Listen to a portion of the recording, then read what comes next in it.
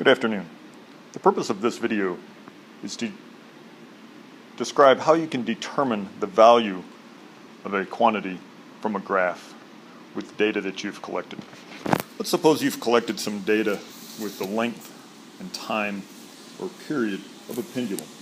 That data is shown below. The first thing you would want to do is input that data into your calculator. We want to practice putting it into our calculator due to the fact that you can use that on the exam. Once you have all of your data in, you're going to graph it. And using this data, we should come up with a square root graph. The key to being able to determine a value from this graph is to linearize it. So in order to linearize it, we want to find out what's the relationship between t, the period, and L, the length. So we need to decide if we're going to stretch the length axis or the time axis. We want to stretch it in the A direction or in the B direction.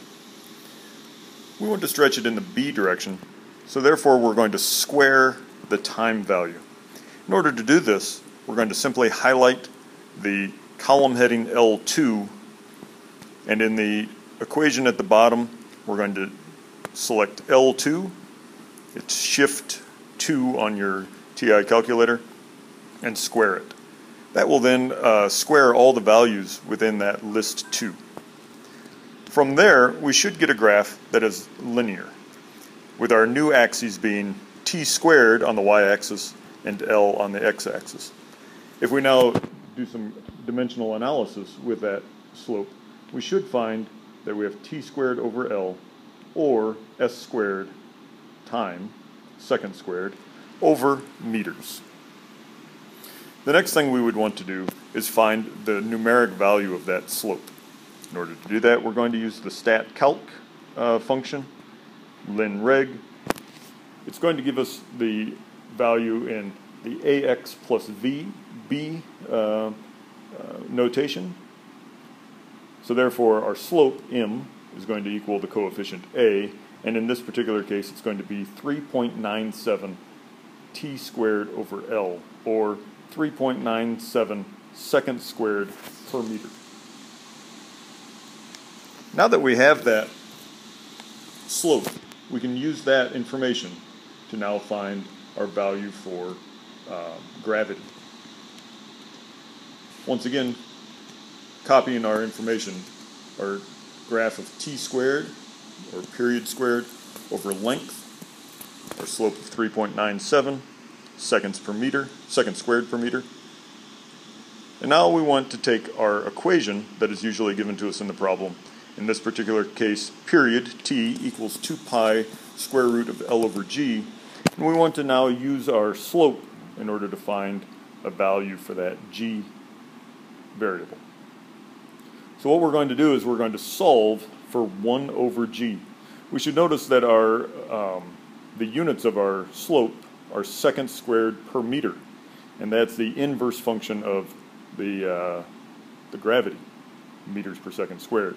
So we're going to solve for 1 over g and then simply find the inverse. Good. You may want to pause the video and work through the algebra to see if you can get from t equals 2 pi square root of L over g to 1 over g. First thing we're going to do is move the 2 pi to the other side and get t over 2 pi equals square root of L over g. We're then going to square both sides, getting 2t squared over 4 pi squared equals L over g. And then we're going to want to move the L, the length, to the other side, in which we would get t squared over L times 1 over 4 pi squared equals 1 over g. We would want to separate the t squared over L from the 1 over 4 pi squared because the 1 over 4 pi squared is a constant, and the t squared over L is we'll see, is our slope. Rewriting, we have 1 over g equals t squared over L, which is times 1 over 4 pi squared.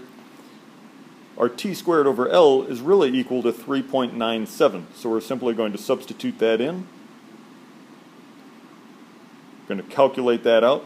making sure in your calculator that you put the 4 pi squared into brackets or into parentheses so that it calculates properly. Should come up with a value of 0.1005. We're then going to find the inverse of that, and we come up with a value of G equals 9.94 meters per second squared, which is pretty good for room 28 at EAB. If you have any questions, please leave them in the comments below, and I will answer them as quickly as possible. Thank you.